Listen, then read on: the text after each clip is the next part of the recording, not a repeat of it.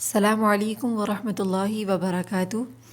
جیسے کہ ہم نے مخارج الحروف کا الحمدللہ سبق ختم کر لیا ہے اور الحمدللہ اس کی پہچان سب خواتین کو، سب بہنوں کو ہو چکی ہوگی، اور اس کی مشق ہم انشاءاللہ تعالی حرکات کے اندر ہی اس کی مشق کر لیں گے۔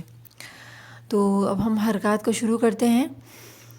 یہ حرکات ہم جس قاعدے سے پڑھے ہیں کہ اقرا قاعدہ ہے، جو پاکستان میں آسانی کے ساتھ مل جاتا ہے، تو آپ لوگ وہاں سے اقرا قاعدے کے نام سے لے سکتے ہیں۔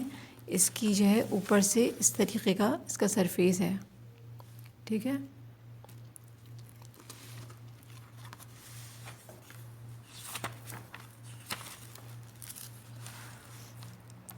اعوذ باللہ من الشیطان الرجیم،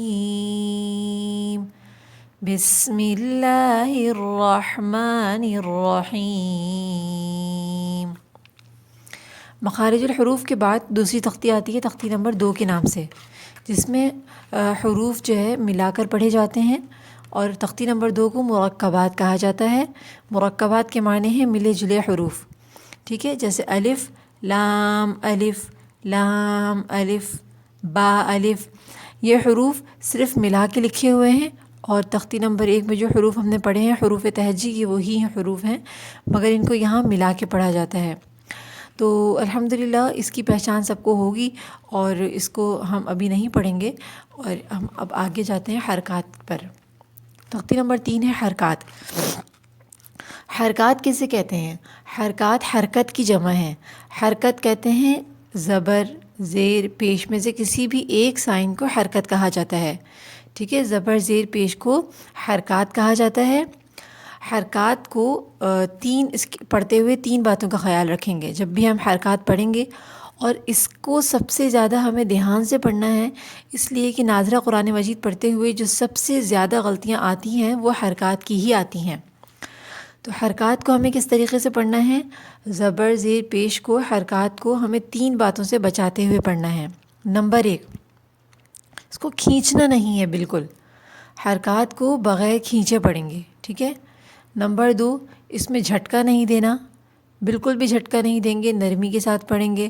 اور نمبر 3، مجہول نہیں پڑھیں گے، ٹھیک ہے۔ مجہول کا مطلب کیا ہوتا ہے؟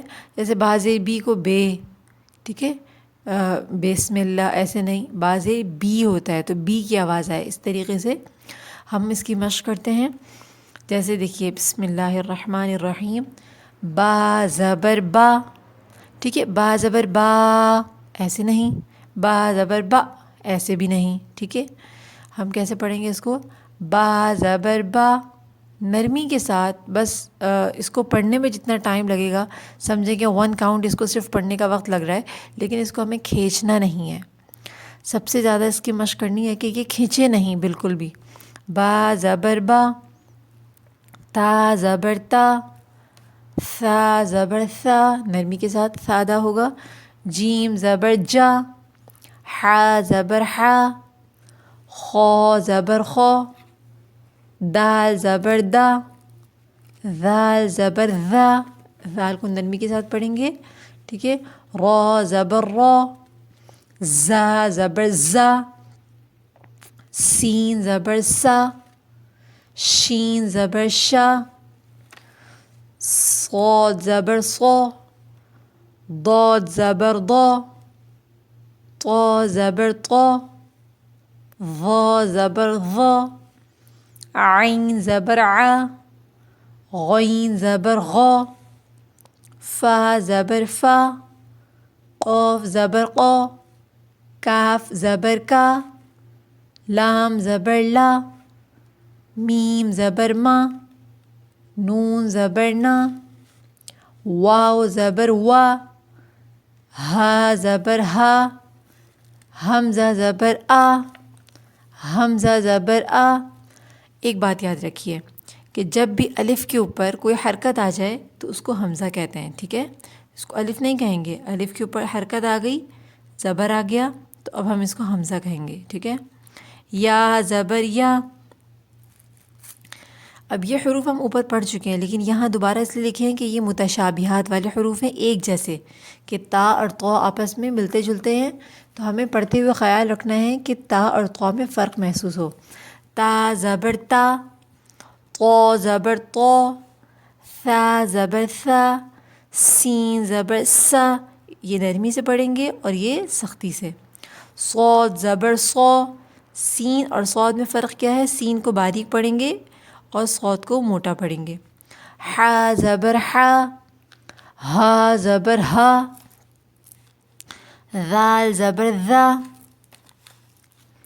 ذال زبر ذا، زا زبر زا، ضاد زبر ضا، ظا زبر ظا، عین زبر ع، حمزہ زبر آ، قاف زبر قا، کاف زبر کا۔